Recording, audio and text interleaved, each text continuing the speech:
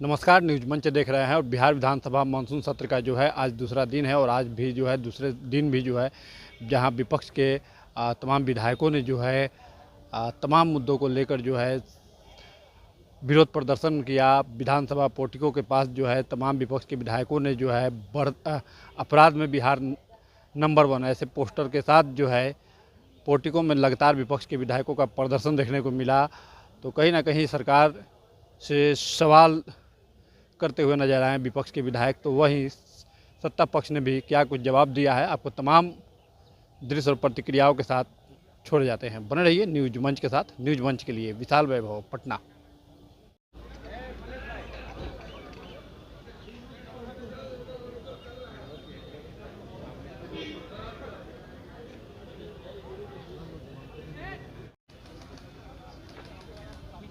चलो आ जाओ।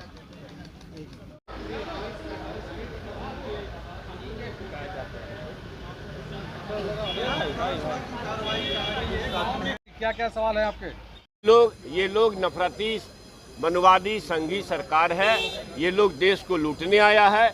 आप जान लीजिए कि नीरव मोदी के केस को जो देख रहा था, उस डीजीपी स्तर के अधिकारी की साजिशाना हत्या हो गई है।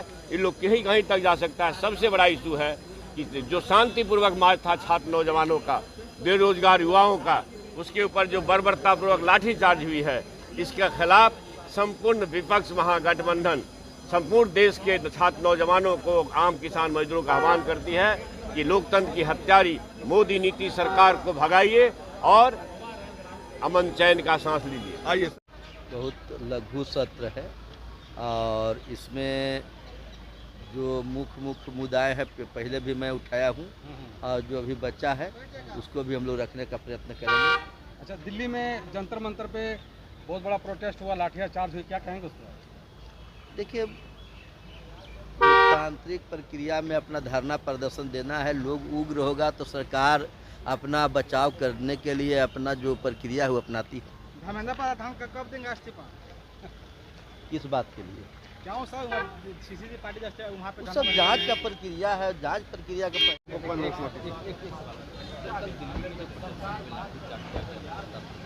देखिए, लोकतंत्र की हत्या, बाबा साहब ने जो अधिकार दिया था, अधिकार है सबको, सबकी अभिव्यक्ति है, लेकिन जिस प्रकार से छात्रों पर लाठीचार्ज हुआ है, उसको पीटे गए हैं, हम इस घटना की निंदा करते हैं। और जो छात्र हैं वो तो शांतिपूर्ण अपना डिमांड कर रहे थे। बिहार में भी गुंडा एक्ट बिल लाया गया। ये लोगों के अधिकार को छीनना हुआ।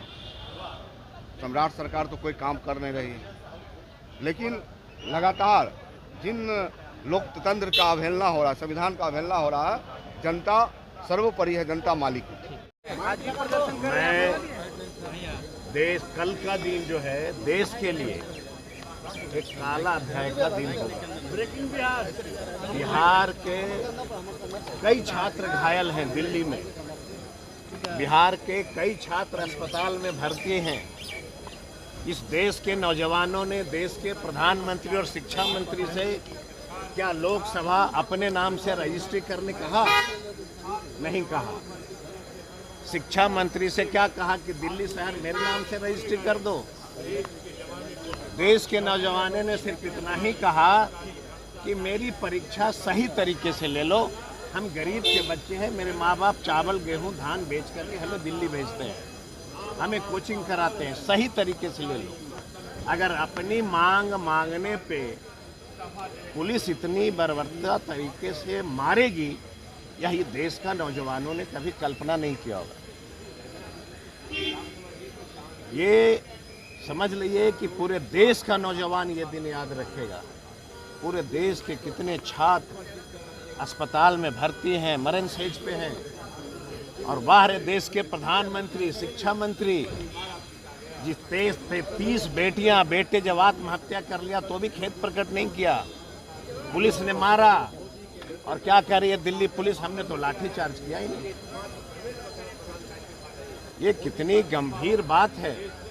अब बिहार का कितने छात्र गए, बिहार के दीदियों को मैंने आगाह किया था इसी सदन के माध्यम से कि सरकार जो 10,000 रुपया आपको बकरी चराने के लिए दे रही है, देखिए भाजपा का विचार देखिए। बिहार के महिलाओं को कहा कि बकरी चराने के लिए 10,000 दे रहा हूँ और 2 लाख और देंगे, दे दिया। और पैसा जो 10,000 दिया वो गांव में टैक्स लगा करके अब पैसा वसूलने की तैयारी हो गई। बिल्कुल बिल्कुल उठेगा। सोशल मीडिया को लेकर कल सम्राट चौधरी की सरकार ने एक बड़ा फैसला लिया है कि सोशल मीडिया पर हम तो पहले ही कह रहे थे पत्रकारों को, सोशल मीडिया को, कि थोड़ा हमनियों के पक्ष दिखाइए, नहीं तो पछताइएगा। अभी मुख्यमंत्री जी जो हैं वो लगातार, ठीक है, इस चीज़ का अच्छी बात है कि अगर कोई गलत शब्दों का प्रयोग करता है, गलत तथ्यों को रखने का प्रयोग करता है, तो उस पर कानून सम्मत कार्रवाई कीजिए। पर ये जो जिम्मेदारी है वो कौन तय करेगा कि इस एक्ट के अंडर में लोगों को परेशान करने का प्रयास नहीं किया जाएगा, विपक्ष के नेताओं को घसीटने का प्रयास नहीं किया जाएगा, इसकी जिम्मेदारी कौन तय करेगा? जब सम्राट चौधरी जी खुले मंच से रंग देख के, गमछा देख के, जाति देख के, धर्म देख के गोली मार देने का फरमान इतने सम्मानित पद से होते हुए वो कह सकते हैं, तो इसकी जिम्मेदारी कौन तय करेगा कि कानून के आड़ में लोगों को परेशान नहीं किया जाएगा? एक सवाल और आपने बांकीपुर चुनाव को लेकर कहा है, आपकी अपनी पर्सनल राय है? ये मेरी पर्सनल राय है कि हमेशा जो जनता है उसे एक पार्टी, आज पार्टी की ही देन है कि लोगों ने पार्टी देख के वोट करने का काम किया, और जितने भी जोकर इस सदन में या लोकसभा के सदन में आ रहे हैं वो जनता की बातों को क्या रख पाएंगे। इसीलिए जनता को वोट करने से पहले पार्टी देखनी चाहिए, पर कैंडिडेट उससे ज़्यादा महत्वपूर्ण है। जिस तरीके से जंतर मंतर पे जो है वो एक उससे किया गया, लाठी नीति को लेकर क्या कहिए? पुलिस की तरफ देखिए, अनडेमोक्रेटिक जो काम है वो भाजपा की सरकार लगातार करती आ रही है। उनके जो सांसद हैं, विधायक हैं, रेपिस्ट हैं, उन पर कार्रवाई नहीं हो रही है।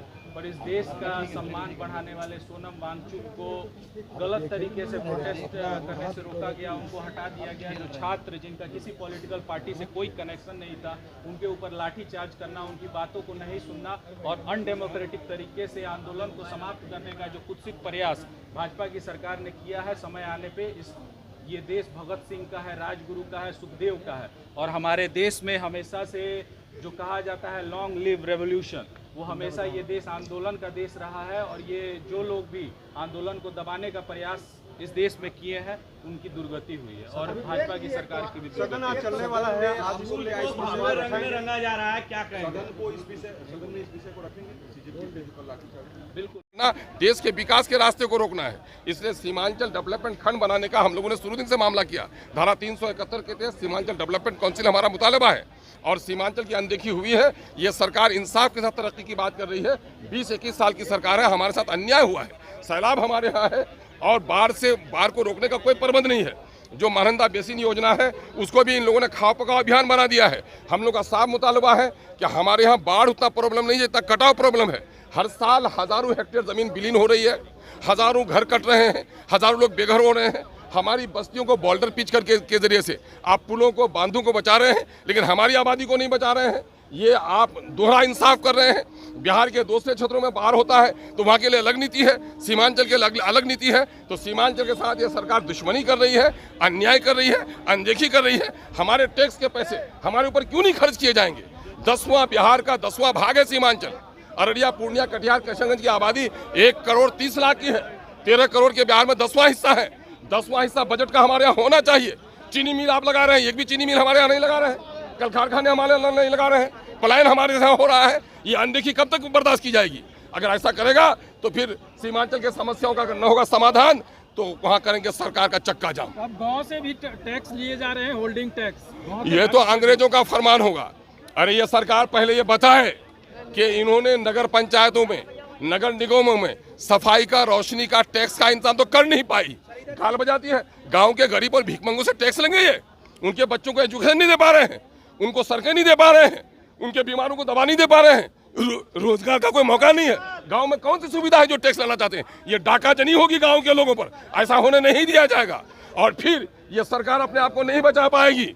गाँव की जनता अगर उठ खड़ी होगी सरकार पर, तो सरकार को अपनी आबरू बचानी मुश्किल होगी। ये गाँव का शोषण और दोहन नहीं होने दिया जाएगा। सरेआम गुंडागर्दी कर रहे हैं, उस पर गुंडा एक्ट नहीं लगेगा। सरेआम गुंडागर्दी करने वाला बिहार में, उन पर गुंडा एक्ट नहीं लगेगा। गुंडा एक्ट तो उन पर लगना चाहिए लोगों का ध्यान को भटकाने के लिए, विकास से लोगों का ध्यान भटकाए, इसलिए ये लोग अनल गलत विधेयक लाने के लिए तैयार रहते हैं, जो गलत है। शिक्षा मंत्री ने जिस तरीके से बयान दिया है कि जो रंग बदले जा रहे हैं वो सरस्वती माता का रंग वही है, किस तरीके से आप देख रहे हैं? ये शिक्षा मंत्री जो रंग बदले जा रहे हैं, ये सरकार, ये पैसा जो है ना, गरीबों का पैसा है, आम जनों का पैसा है, ये बीजेपी का पैसा नहीं है कि आप जो है भगवाकरण कीजिएगा। जिस तरह से ट्रेन को भगवाकरण कर दिए, अब स्कूलों को भी भगवाकरण करने के लिए जा रहे हैं। ये किसी धर्म के नाम पर स्कूलों को चलाना, स्कूलों के नाम को भगवाकरण करना, ये बिल्कुल गलत है, ये ऐसा नहीं चलेगा। शिक्षा व्यवस्था में सुधार होगा भगवाकरण करके। अगर आप भगवाकरण करके शिक्षा व्यवस्था का सुधार लाना चाहते हैं, ये बिल्कुल गलत तरीका है। ये पैसा जो है ना, आम लोगों का है, आम जनता का पैसा है। आप किसी एक पार्टी के नाम पर स्कूल अगर चलाइएगा, ये गलत है। सर, महागठबंधन के जो नेता हैं आप लोगों के, तेजस्वी यादव नहीं दिख रहे हैं और इतने जटिल मुद्दे हैं, आप लोग लगातार आवाज़ बुलंद कर रहे हैं।